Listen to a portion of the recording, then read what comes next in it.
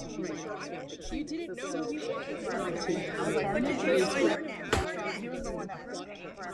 Don't worry about it. It's just locker room talk.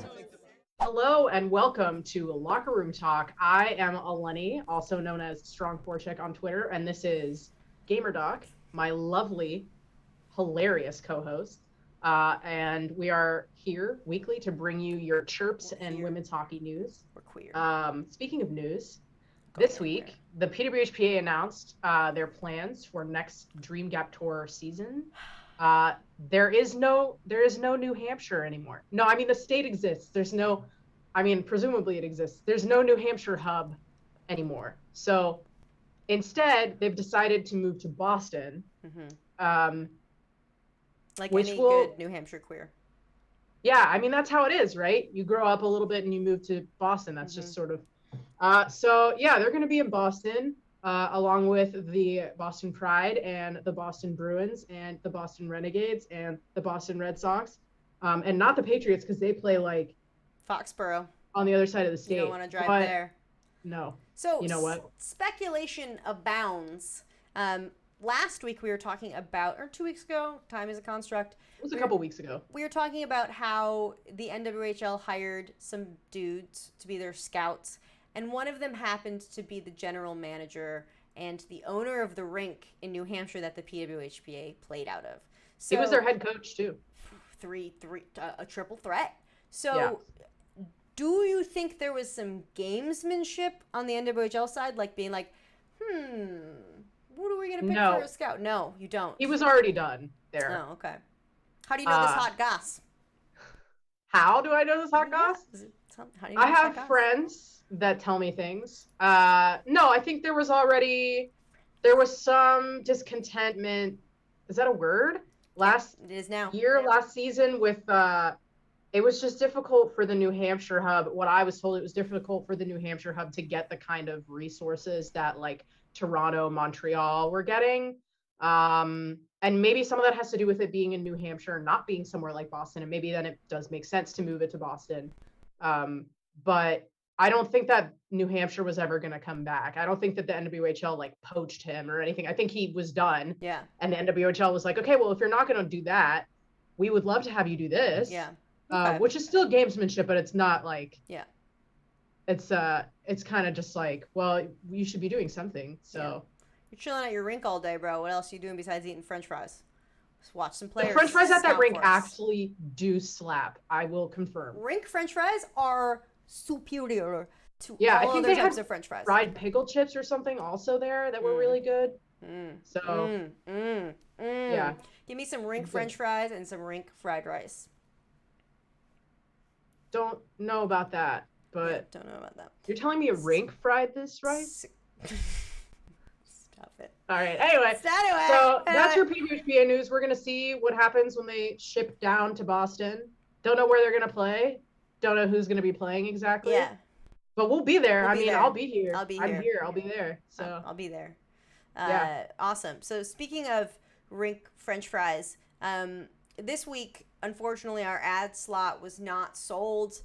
A hockey game, it doesn't always giveth, it doesn't always taketh away. So instead, we got approached by this new hockey company to do an ad for them. So should we do the ad? Yes. Okay.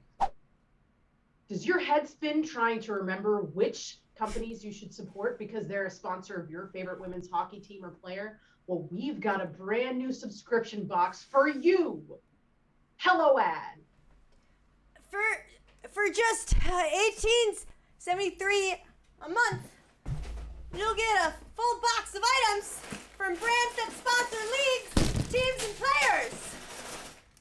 1 month might be a single munchkin from Dunkin', warm Budweiser, or just the cookie from Chipwich, or a vial of hockey bathwater. Another might feature one Bomba sock, a travel-sized secret deodorant stick, and application to a Discover credit card. You could also get a flat Red Bull, a bag of Chipotle chips, and a plain Chobani, and whatever we call the Hillary Night Box. There's a limited amount each month. So make sure you get your subscription to Hello Ad soon. I heard if it's only a week past the sell-by date and it hasn't been opened, you can still eat it, even if it's dairy. Is that true? Even if it's room temperature and has been in your car, the sell-by date's just a liberal myth.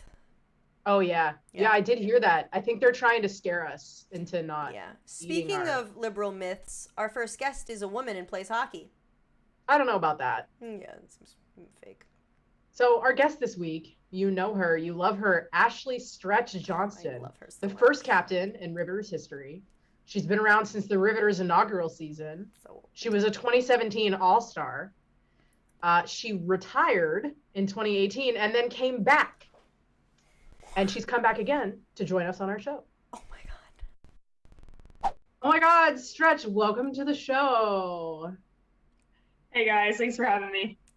That's not what I sound like, but I'm gonna move past that for the interest of time because Stretch is a busy woman and I'm not trying to get into an argument on live television right now.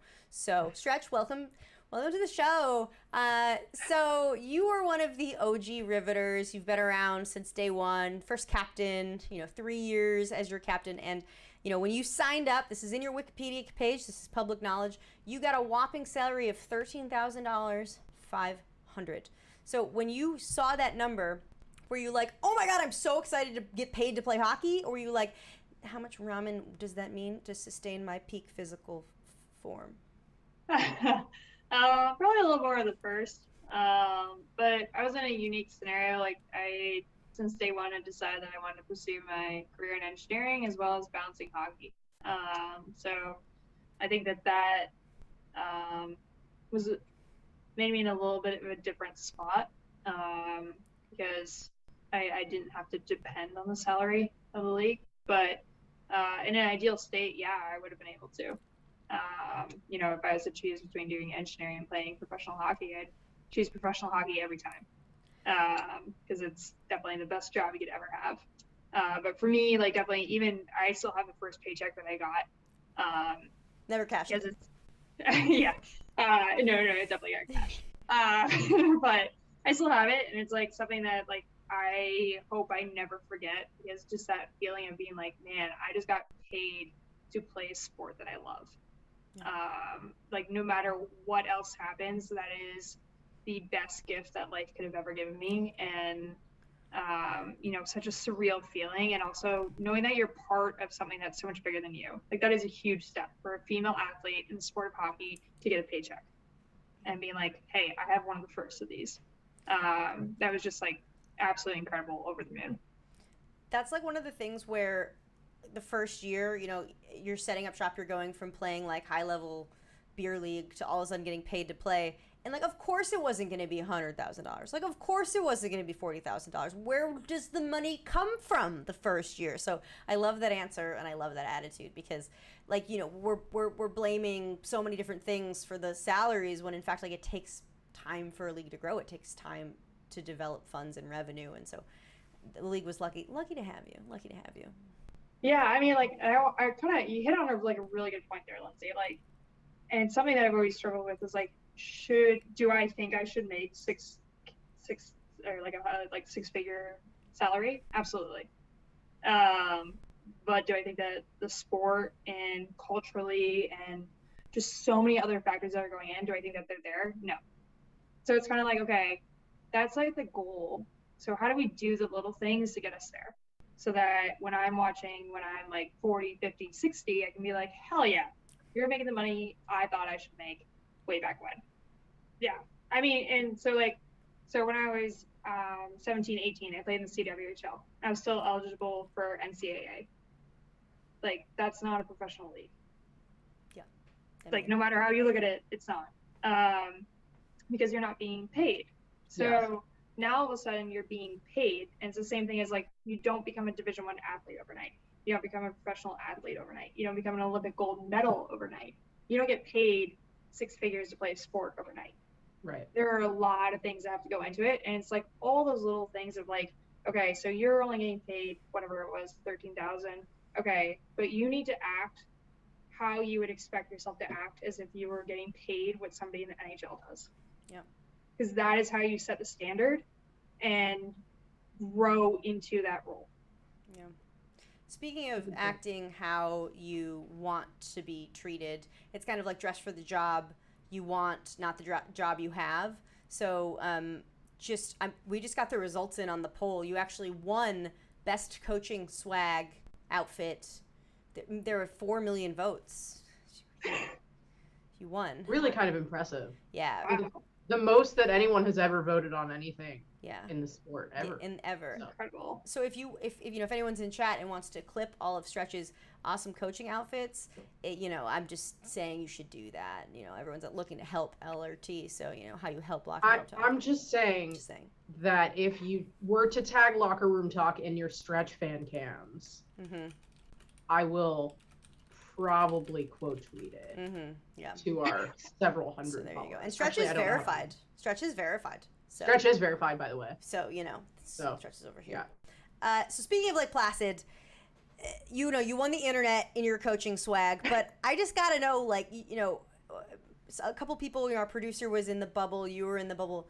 What was it like? What was it like getting there? What did it feel like? Just let's start at the beginning. Yeah, the beginning. Yeah. So we practiced for an entire year without playing any games. Let's start there. That is rough. I know practice is awesome, but there's nothing like a game. And after practice number 20 or 30, it's kind of like, ooh, all right.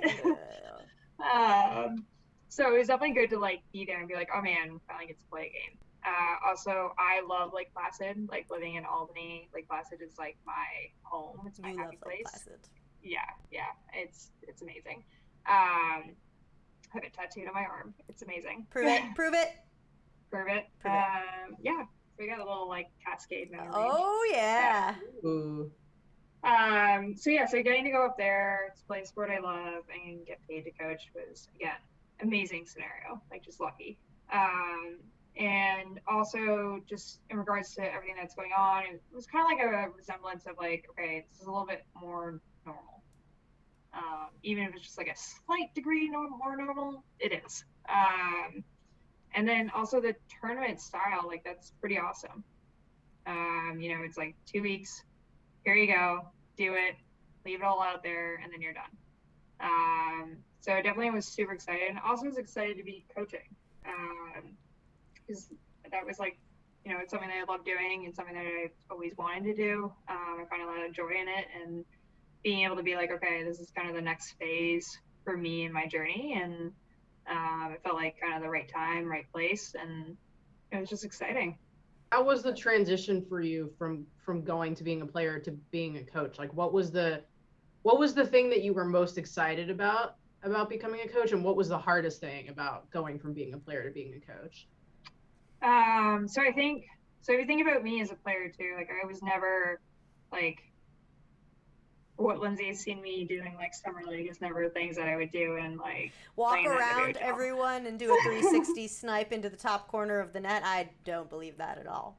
Yeah, so it very much NWHL is kind of do what you're good at. For me, it was playing solidly defensively, and also I was not the most gifted talent wise, in the sense of I could do things well, but I had to work super hard and learn a lot.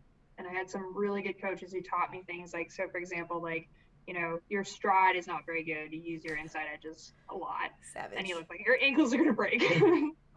So when you're skating, make sure you're doing everything at a very optimal level, and very efficient. So being able to take those things and then apply it to somebody who maybe is more skilled, to me, it just seemed like an amazing opportunity. I had so many things in my head I just wanted to share with people. And a lot more of the small little technical things that you really only get to share at the college level, the pro level, things like that. So to me, I was that was what I was most excited about, was the little things that can make a big difference in somebody's game, and getting to share it with them. And then definitely the thing I was most nervous about was, and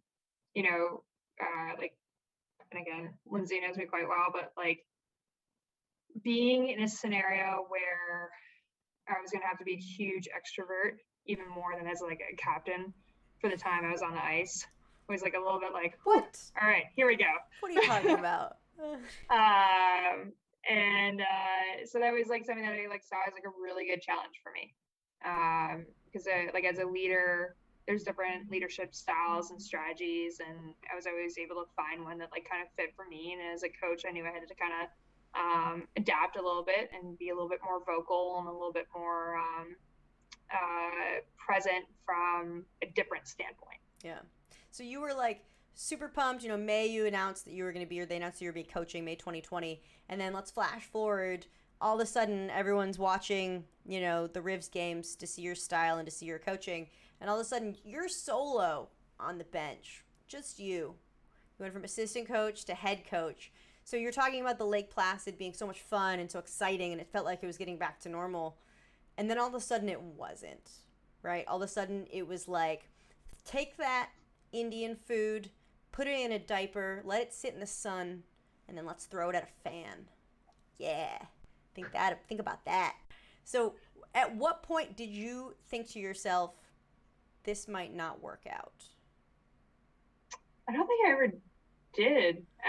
Like it was kind of like, okay, this thing happened. This kind of sucks. I would have worn a different suit outfit, but it's okay. I had a whole turtleneck outfit ready to go. Oh wow. Oh yeah. But it was kind of like, okay, this is something that like we knew could happen. Yeah. It happened. All right, like moving on. And I think it's not what I would have wanted to have happened, definitely. I don't think anybody wants to be solo on a bench, especially at that level. Like it's not the best. There's just too much going on. But I think the team did an awesome job. For sure. Kind of rallying behind like the defense core, give them a lot of credit because I was able to be like, okay, you know what you're doing, right? Please? Okay. Please? All right, okay, bye. And that helps with having someone like Kira back there who For sure. could do that no problem. So it was definitely it was interesting, it was exciting, especially how that game ended too. I will probably like go to bed with nightmares on that every single time. But I think it was great. Yeah. So if Lake Placid got a redo, if you could like hit the oops button and go back to day one before you even show up in Lake Placid, what would you have done differently? Wear the turtleneck. If you were in charge, what would you have done differently? So it's interesting because this kind of goes back to a lot of what we talked about before, and I've thought about this, and I think it's a rock and a hard place because if you have all the money in the world, you can make the most perfect bubble, and like none of this stuff happens, but you don't.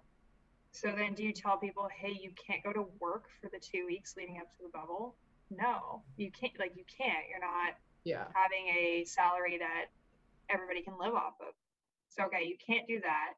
So then what other option do you have other than to mitigate risk? Which sucks. So if I could go back in time, I would win the lottery, make the perfect bubble, and then have that.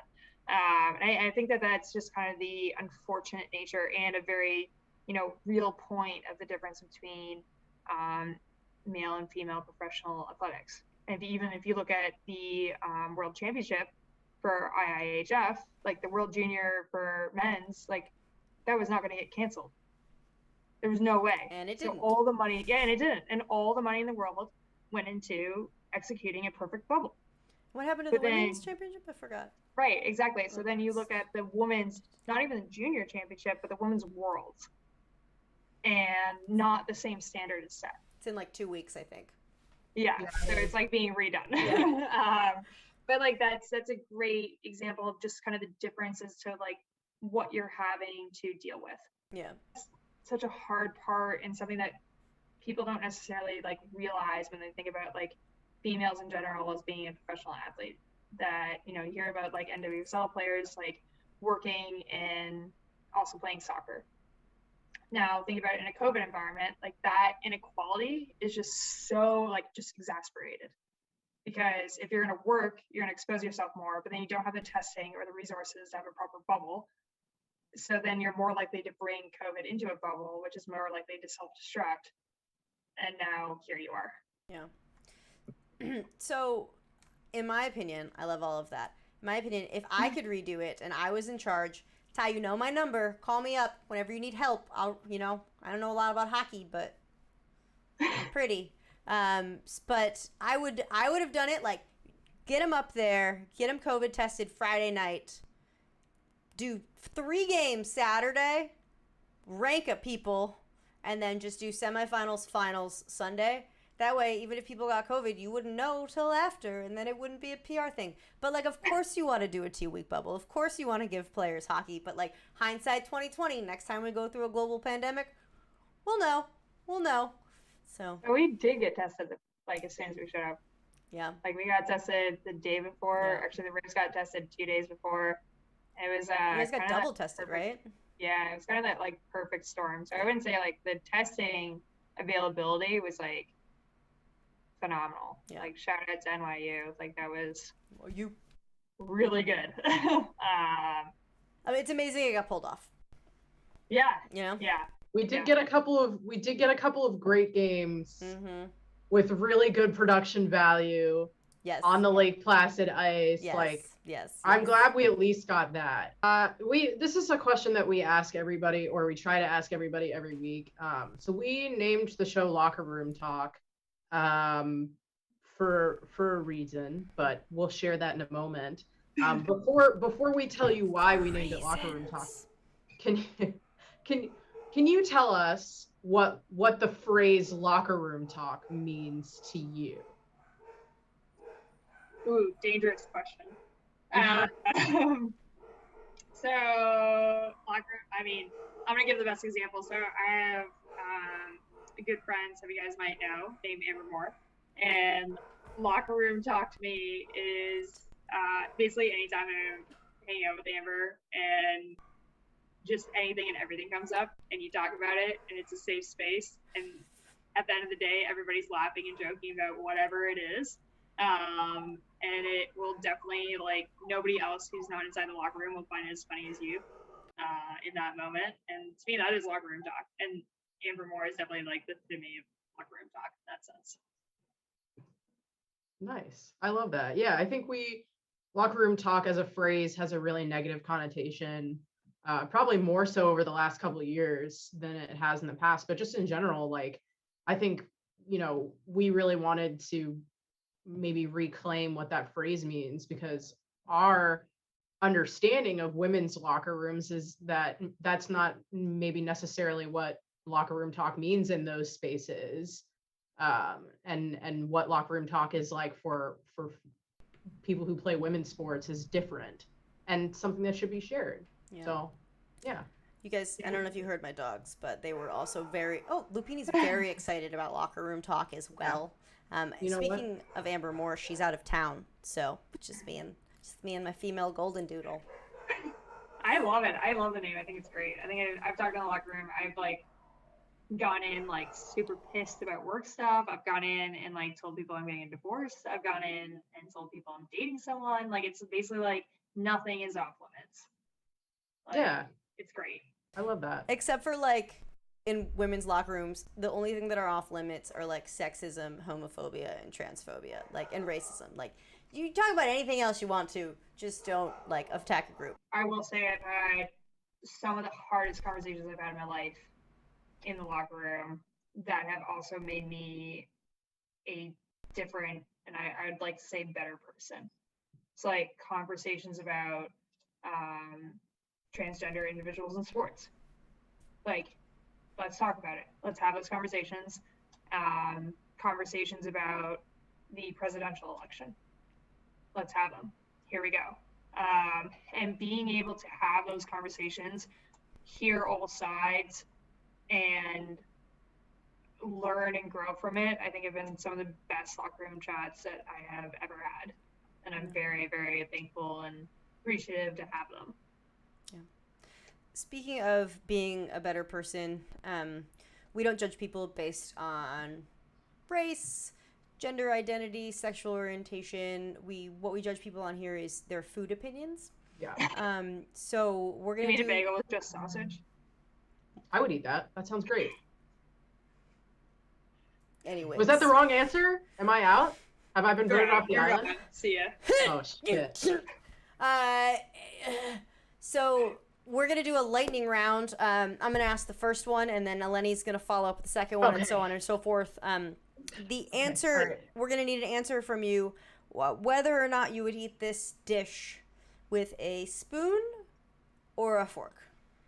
Ooh, okay. Okay. All right. All right, Eleni, you ready? Yeah, I'm ready. I got number Do one. I need to like stretch, warm up a little bit? I mean, your name's Stretch, so are you always That's warmed the up? name of the Let's show! go! There you go. Okay. All right. Number one. Fork or spoon? It's the last time you're going to hear that prompt, though. Mac and cheese. Spoon, Scrambled eggs. fork. Fried rice. Don't eat it. Rice. Fork, Burrito bowl. fork, Soup. spoon, Sushi. chopsticks. Yay! Wait, can we go back to the fried rice question? Because I've got questions about Questions fried about rice. other questions. Actually, we cannot because Stretch, that's going to be what we're going to talk about on Twitter. Do you think Stretch's opinion on fried rice is trash? Do you want to know why her opinion's trash? Find out on Twitter. You're telling me a shrimp fried this rice? What? I don't like it. I don't know. I mean, It's awkward. well, we will certainly see what the We'll people find have out. to say We'll about see that. what the people have I to would say say there's about probably that. like 10 foods I actually thoroughly enjoy. Holly, I would like to know your opinion specifically on this, please. We need to know how Holly. We need eats. to know how I Holly would say, am I Right. about to get like lit up on Twitter? Probably. No, I think after the soup, I'm not sure that we'll ever reach the heights of No. cereal being a soup. That No, whole thing is no, probably I'm still not. recovering No, it's not. years of See. therapy. Well, anyways, Stretch, we know you're very busy. You still are crushing that engineering life as well as your 7,000 different hobbies. So we appreciate you coming onto the show, and we appreciate everything you do and what you're doing for the women's hockey community. Do you have any final parting words for fans?